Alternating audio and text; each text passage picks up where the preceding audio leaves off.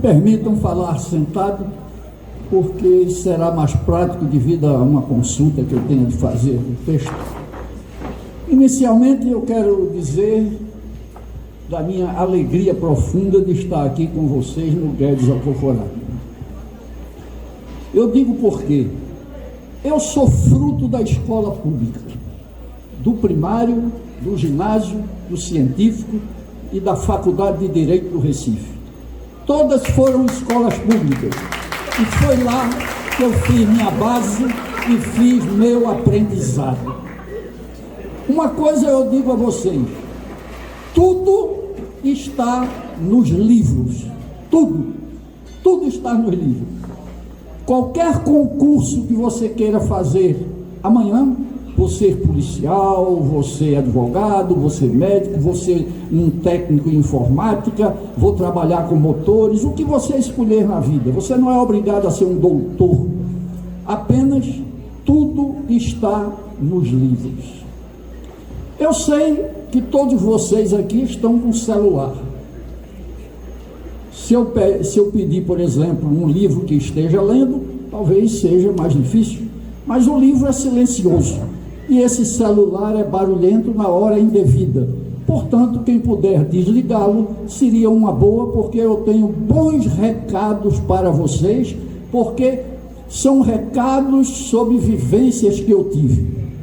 Segunda grande alegria de estar aqui é ter encontrado meu queridíssimo e aplicado ex-aluno, o professor Ézio, ex-aluno há vários anos, e que hoje o encontro aqui como diretor desta casa.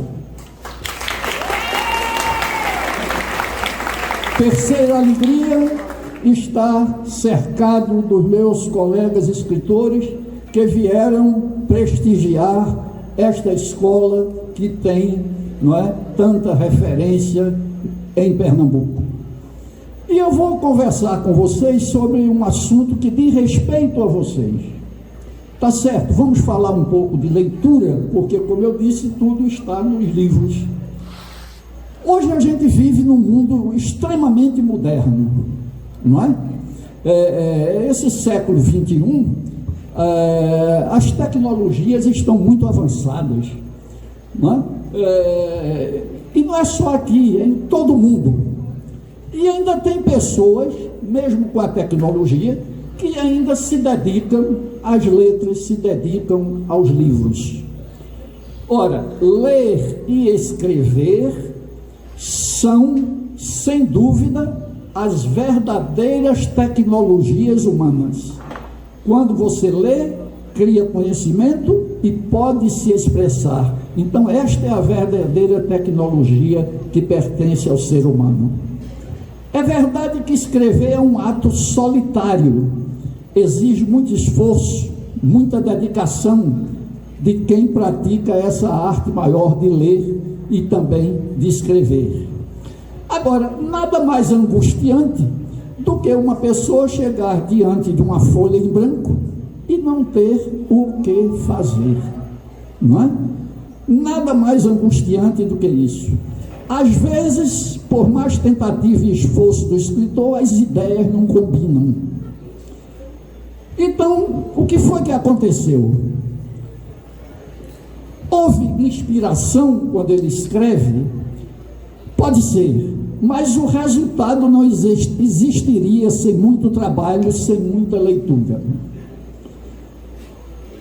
sem muito esforço. Ninguém precisa pensar em ser escritor aqui, ninguém precisa pensar, mas pelo menos saber se expressar, traduzir o que pensa, traduzir o que quer, traduzir, não é, aquilo que está desejando. Mas, logicamente, isso só acontece se a pessoa dedicar uma parte mínima do seu tempo aos livros. Aí está a diferença. Eu vou citar para vocês, que já estão próximos de determinadas seleções, não todos, mas alguns. Por exemplo, acerca de um triste exemplo ocorrido nos vestibulares do Recife. Durante muitos anos eu examinei os vestibulares, às vezes das Universidades Unidas. E um desses anos, eu me lembro, nós tínhamos aproximadamente 52 mil estudantes inscritos. Nós, da comissão examinadora, aliás, eu fazia parte de um grupo de 3, porque nós corrigíamos o que os professores corrigiam, não é? Exatamente, já para evitar qualquer desequilíbrio. Nesses 52 mil, nós colocamos 10 mil zeros. Mas não é pelo prazer de colocar o zero, não é nada disso. Não havia grafia correta das palavras. As palavras não eram escritas corretamente. As palavras não formavam frases. As frases não formavam um período, um pensamento lógico em que a ideia deve ser apresentada, entre outros problemas de expressão. Eu me recordo de um aluno que eu tive, eu nunca dei um zero a um aluno, aí foi um caso especial. Geralmente, pelo esforço, já que a prova está em branco, eu coloco 1.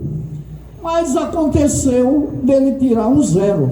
Eu chamei, não é? E disse: meu filho, você aqui nem o seu nome soube escrever, seu nome é Geraldo, você botou com J. É a pressa, professor, é a pressa. Tenha paciência. Quer dizer, então, até a questão da grafia é observada. E eu vou chegar numa parte mais adiante que vai interessar bastante vocês. Por que é que hoje em dia a gente fala tanto sobre o ato de leitura? Será que se justifica? Será que é válido a gente se preocupar com ela? Para que é que ela serve hoje nesse mundo de tanta tecnologia? No tempo presente, em pleno mundo da ciência avançada, da informática, da televisão, do vídeo, da palavra gravada, das diversas formas de informações mecânicas, será que tem lugar para a leitura? Muitos pensam que a leitura deve apenas fazer parte do aprendizado escolar. Passou os anos de escola, a leitura é uma chatice. Eu olho no celular, visto que tem outros meios de informação. E essas pessoas chegam às vezes ao ponto de não ler nenhuma revista, nenhum jornal, não ler absolutamente nada. É aí que está o erro. Se a gente consultar certas informações precisas, por exemplo, nós vamos ver que os países mais adiantados tecnologicamente, como Estados Unidos, França, Alemanha, Japão e outros, a prática da leitura é mais desenvolvida. Nesses países se dedica mais tempo ao ensino da leitura como da própria escrita. Posso pessoalmente testemunhar que durante os muitos anos que morei na Europa, quando eu pegava um metrô ou um ônibus, por exemplo, mais da metade dos passageiros, para preencher o tempo, estavam mesmo em pé, mas acompanhando a leitura de um livro. Então, o que é que a gente vê? Quanto mais desenvolvido o país, mais seus habitantes se dedicam à leitura uma certa hora de suas vidas para se atualizarem. E no livro está tudo que você imaginar, que você quiser saber, está em um livro. É verdade que em países subdesenvolvidos, como o nosso, países mais pobres, seja na escola ou fora dela, são vários os motivos pelos quais nós podemos citar. Por que não se lê? Primeiro, o número de analfabetos existente no país é muito grande. Segundo, o baixo poder aquisitivo. A pessoa não tem livro, infelizmente vivemos num país em que livro está muito caro, né? E não permite muitas vezes nem comprar uma revista ou mesmo um jornal. E o que é pior, a situação de dificuldade da sociedade é tal que faz com que até alguns professores também não leiam. Infelizmente, também tem esta realidade. Salários miseráveis, muita carga de trabalho, não há tempo para a leitura e outros problemas. Mas você que aqui está não precisa ser doutor, não. Não precisa obrigatoriamente entrar em uma universidade. Você pode ser um excelente técnico em uma área que lhe agrade, mas para isso é preciso saber se expressar em sua língua culta. Eu vou lhe contar um fato interessante. Eu sou presidente de uma instituição que a maioria de vocês conhece. É o CIEE, o CIEE. O que é o CIEE? É a maior empresa da América Latina, onde nós oferecemos estágio e aprendizagem, não é? Para o jovem aprendiz. Vocês vejam o seguinte: hoje em Pernambuco eu tenho 20 mil jovens como vocês em formação, tudo gratuito. Mas, pasmem, eu tenho inscrito comigo 110 mil jovens que não têm a chance de aprender um ofício para ter o seu primeiro emprego. E por que eu estou citando este CIEE, Centro de Integração Empresa-Escola? Porque geralmente, se você hoje, que nunca trabalhou, precisar de experiência, o CIEE vai lhe colocar como estagiário, você vai adquirir experiência, não é? E geralmente, quando você vai numa empresa pedir um emprego, a oportunidade, o que é que acontece? Eles pedem logo: me faça um pedido, me faça uma carta do próprio punho.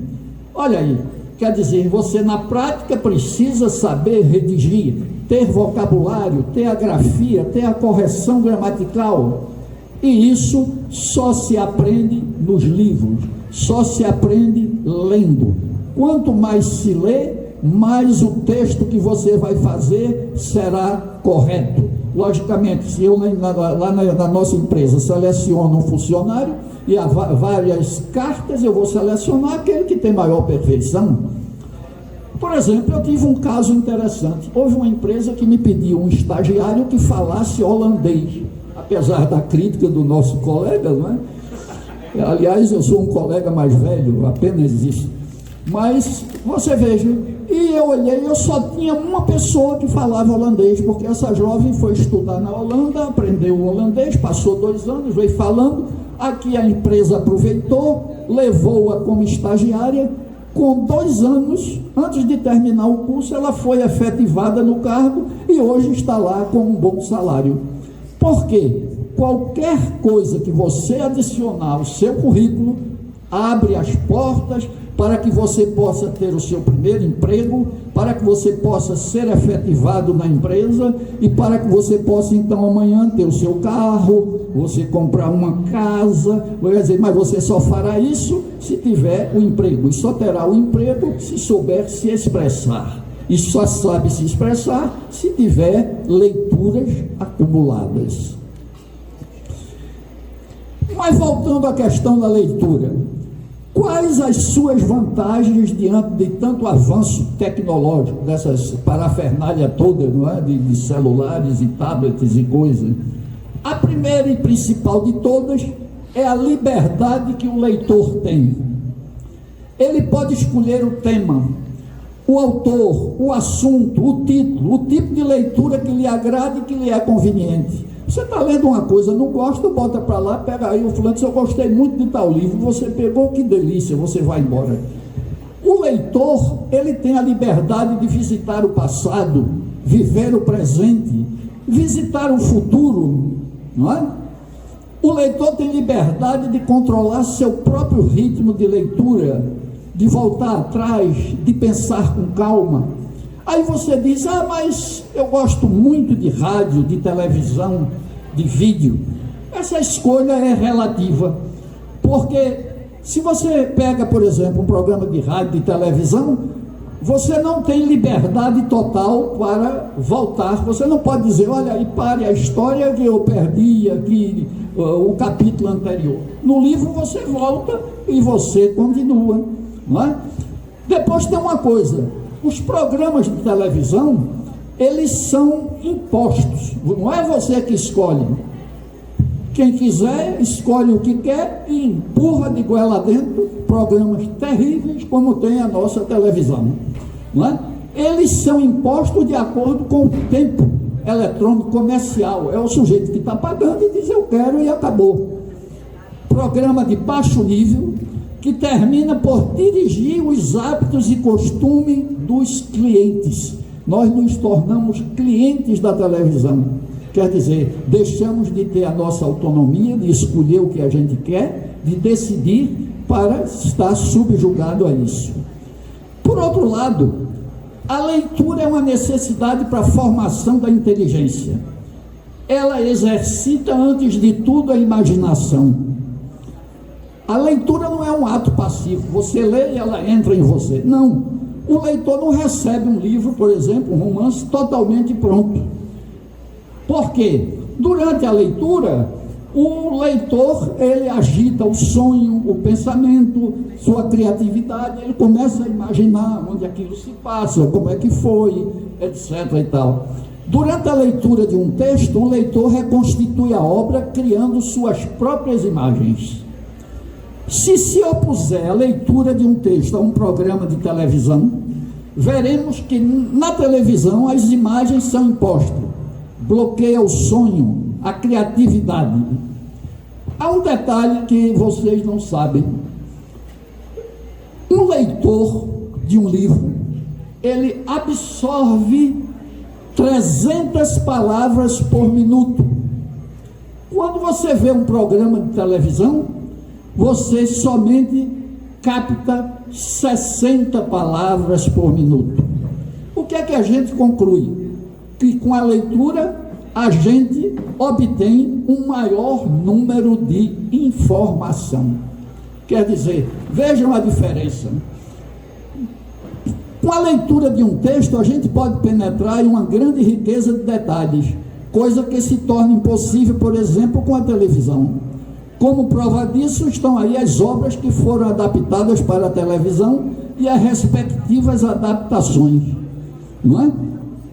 Você não pode, por exemplo, descrever uma cena, um sentimento e passar aquilo para a televisão. Você diz com palavras, mas é diferente de você sentir a palavra, sentir o contexto, sentir a emoção. A gente, tradicionalmente, sempre ouviu falar em aprender a ler. Eu vou para a escola para aprender a ler. Essa era uma ideia da antiga escola. Hoje é preciso se acrescentar outra coisa. Eu vou à escola, não é? Para ler, para aprender. Eu não vou só aprender a ler. Não adianta ler se você não aprende. Então você vai para a escola para ler e aprender. Daí se conclui que deve-se aprender a ler com o intuito de ler para aprender. É com o exercício da leitura que se adquire também conhecimento em todos os outros ramos das ciências. Vocabulário, ortografia na língua materna. E a gente sabe que as pessoas que mais erram na escrita são aquelas que menos leem. Ora, o que é leitura? A leitura é um hábito. O hábito da leitura abre novos horizontes para quem o pratica. Ele é formador de conhecimentos e, consequentemente, de opiniões sólidas. Não adianta procurar as fakes que estão na internet. Você tem de ler livros que falam daquela verdade para que você possa criar sua opinião sobre o candidato, sobre o produto que está vendendo, sobre uma ideia, sobre uma guerra no mundo. Quer dizer, você só adquire isso nos livros. E engana-se quem pensa que no mundo desenvolvido de hoje não há lugar para a leitura. Ler e escrever, eis a fórmula para nos humanizarmos cada vez mais. Com os livros desvendamos segredos milenares que sempre angustiaram os homens na história da humanidade. A gente vai a Roma, vai à Grécia, vai ao mundo todo, não é? Com a leitura nos tornamos diferentes e melhores. Sabemos compreender um pouco do mundo que nos cerca. Sejamos amigos e companheiros dos livros. Portanto, meus queridos, viva os livros. Muito obrigado.